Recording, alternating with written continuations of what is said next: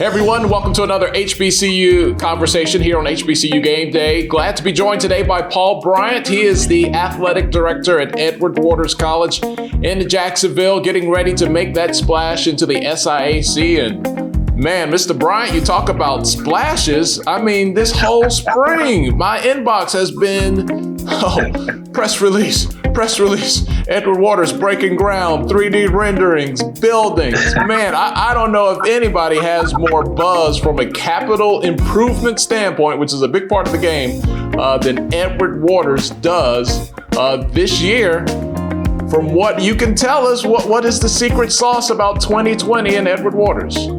Yeah, well, I tell you what, first of all, I really appreciate you having me on to share all the things that are going on at Edward Waters College. It has been a banner year for us. And I attribute all of it to our leadership, our Dr. Zachary Faison. He has done an exceptional job at laying out a blueprint of what he would like to see. And that was the reason why I wanted to be a part of this process. And so all the things that are going on was strategically planned, and we're just actually putting things into place. For instance, you say in 2020, we started with the stadium being built. It's a football stadium that, we just added soccer. So we ended up having to add lines for soccer because that wasn't originally planned. But then we went ahead and did that. And, I did something that I had to tell the president later. I said, yeah, I did add some marks for lacrosse just in case. so we added that. But it's a great day to be a part of Edward Waters. We replaced the bleachers in our gym that hasn't been, they were torn pretty badly. And we replaced those this spring. And it is, like I said, it's an exciting time right now. So, we have to ask, the world is zigging. You guys are kind of zagging. There's a lot of unknowns with COVID and coronavirus, but you guys were full steam ahead. Have you had to think of any kind of measures, or is it changed anything with everything you guys have in place now that there's, that bit of uncertainty out in the world right now? Yeah, so we are continually planning. We're just prior to this call, part of a task force within the institution to figure out exactly what we're doing. We're working in athletics with a medical professional to talk about how that will look as we look at bringing our students back, fall sports, if we're having fall sports, and just what that looks like. And so, yes, we're continuing on with our improvements, but we have this COVID-19 plan in place as well. And again, this is a fluid plan, so it's changing daily. But we're in the place that we're going to be prepared for whatever route that they tell us that we can go, whether it's to take off a semester or if we can continue. We're going to be ready for that. And I think just part of that is having a consistent, concise plan to be ready for that. When you start talking about breaking ground and, you start talking about capital improvements, is that fundraising with the corporate community? Is that alumni giving back? A combination of both? Because you're doing the things that a lot of people out there really want to be doing as well.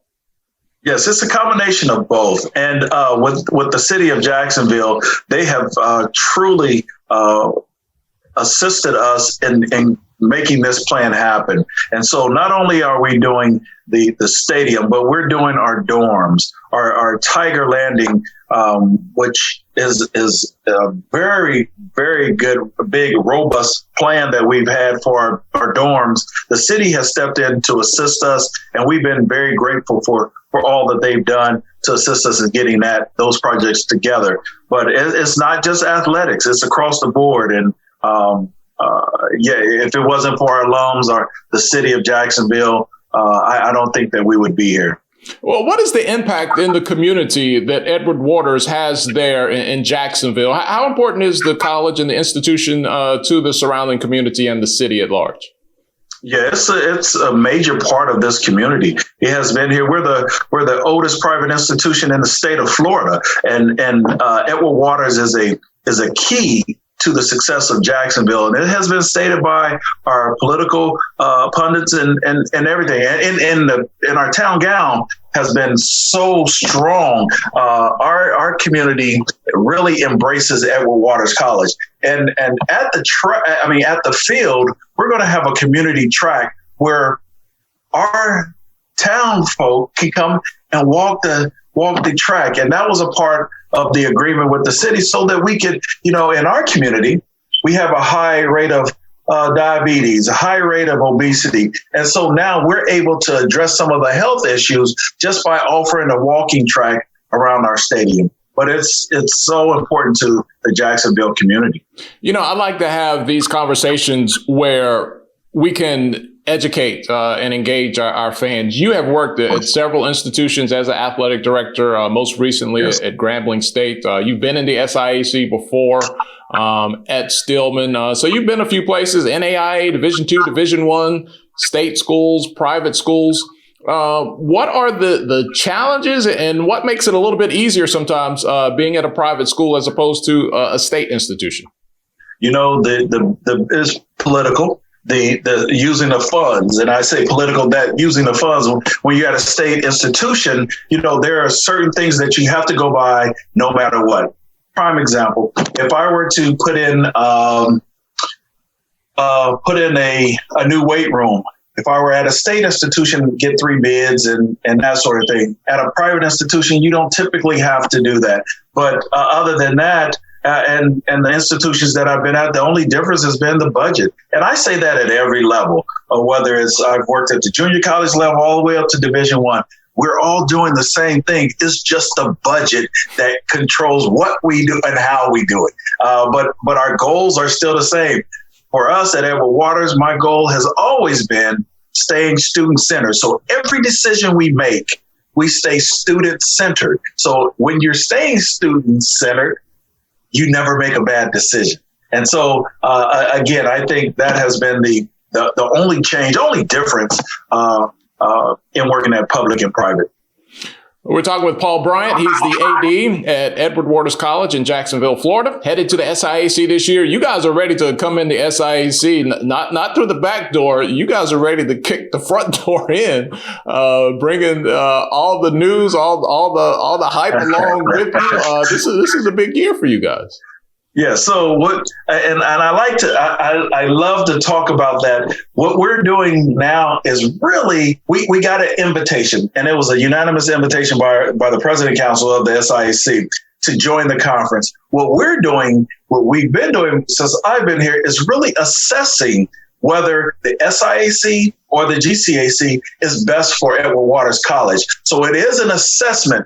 And so, although we got the acceptance, if we are looking to place an application to go NCAA Division II, then we have to do that sometime next year. But my goal is to really assess where we are, what we provide, and see if the SIAC NCAA Division II is best for Edward Waters. And at the time where, I present my plan to the president and say, President, I think we should stay where we are, or Mr. President, I think it's best that we go, then I will do that. But it is an assessment year for us to say, okay, is this the best option for Edward Waters College? Oh, so not a done deal, safe to say. It is not a done deal. That is safe to say. But I will say, I am happy to say that we are the only football school in the city of Jacksonville. So, everyone has dropped their football program. We're the only ones with it. So, but we are going to assess everything. Well, I tell you what, as a graduate of Winston-Salem State, I know all about assessments. And I know all about do not count your chickens before they hatch. Absolutely. We ate a few eggs in the MEAC, and those eggs ended up growing up back in the CIAA. They came back to roost in the CIAA, I guess we'll say.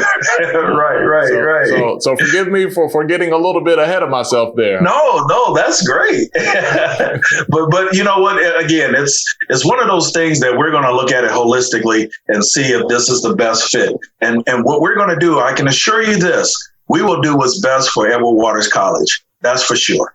Well, I tell you this about your football program. They are like the road renegades. You guys will go anywhere, play anybody, and you show up and put up a fight.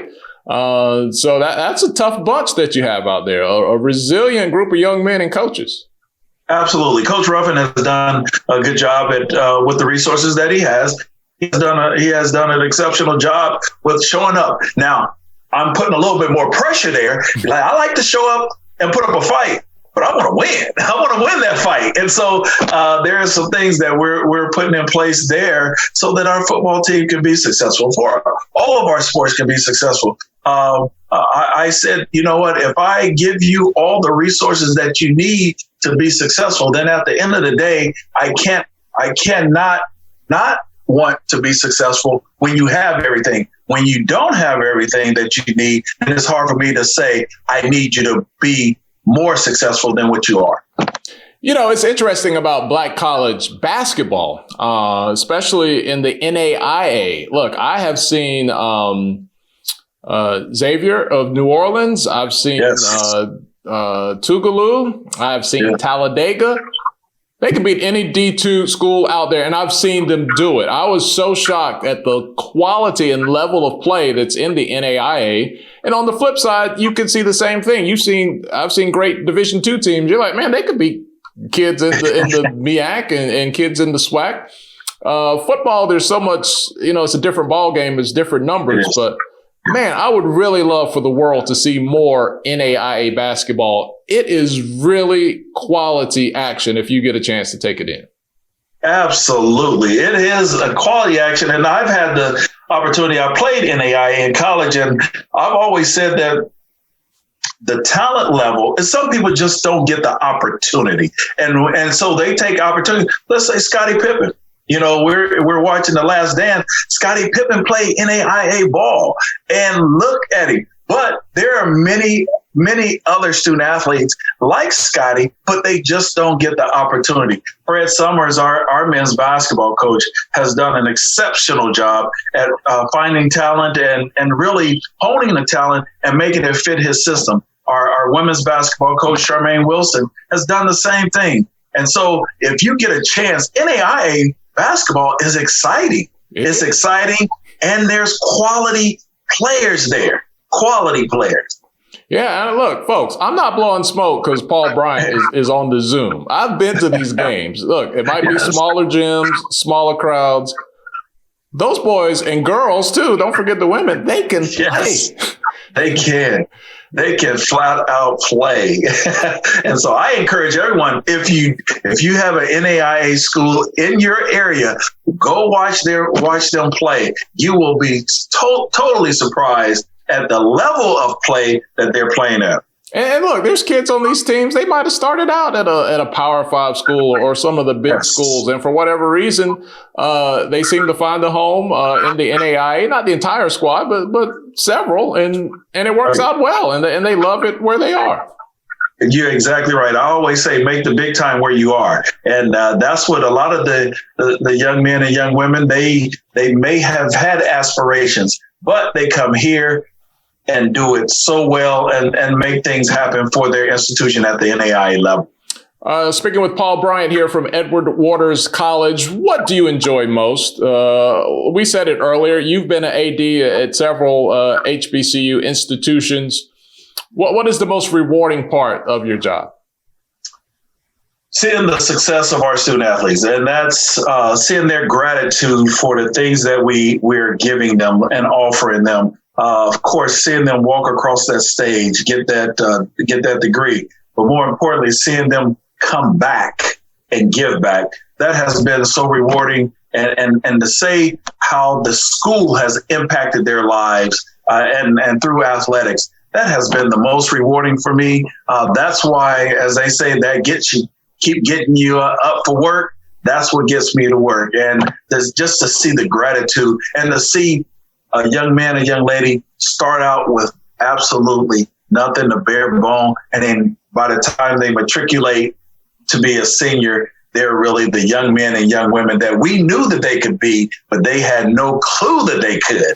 And just to see that happen, that's the most enjoyable part of my job. Let me ask you this. It's a non-Edward Waters question, but as we record this, you and I are talking on a Wednesday afternoon. People will probably see this later, but yesterday, going back to the SWAC, Alabama State hired Mo Williams, and then later that night they pulled off a coup and got Trace Young, who was a hyped up transfer out of Wyoming. Yes. And the question was asked to him, do you see the potential for more, 3, 4, 5-star recruits maybe to give HBCUs a shot? And he felt optimistic about it. But just the fact the national radio show was centered around which HBCU is this kid going to, I thought was really great. Do you see that potential for, bigger name athletes along with, look, a lot of NBA coaches are now, former NBA players are now coaching at HBCUs. Do you see all this trending upward in a positive way? I do. I'm doing my dissertation on the relevance of historical Black colleges and universities. And the one thing I have found out that a lot more people are looking at what HBCUs has to offer. The first thing is a family environment. And then people are looking at, okay, I want to be educated by people who look like me. And I want to be a part of that. So I see a lot of high profile student athletes really wanted to come to HBCUs and get that totality experience that we give. And I look at, back in the day, these are the only schools that we had. So, and we could go to, and now I see the trend changing back to, we have options. However, I think one of the best options is looking at an HBCU. I think the quality of education that you're getting at HBCUs, pales in comparison to anything. So I just think we have great education at HBCUs, and then the experience of the Divine Nine and just being able to do so many things. When I recruit on homecoming, because I know if I can get you to come on this campus on homecoming, I know I got you, because the experience is what it takes. And I think we're going to see a lot more of that. That's not fair. You know, other schools can't compete with that. Hey, you know what? This recruiting game is not fair. Not at all. Never has been. Never will be. Well, Paul Bryant from Edward Waters College, good to meet you and have a conversation. Looking forward to decisions that we started this conversation. I already had you in the SIAC, but we have some options here. So it'll be interesting to see how that unfolds. And we wish you the best and looking forward to all the new and exciting things that you guys are doing there. Thank you so much. And again, I appreciate it. This is a great opportunity for us to tell our story. And that's the one thing HBCUs must do, is tell our story. Hey, you've been watching HBCU Conversations here on HBCU Game Day. Don't forget 10% off discount code at our website, hbcugameday.com, for some cool Cross Colors gear. And if you're on YouTube, don't forget to subscribe to our channel. You can click the link on the screen, and that'll put you in there. Thanks a lot, guys. We'll see you later.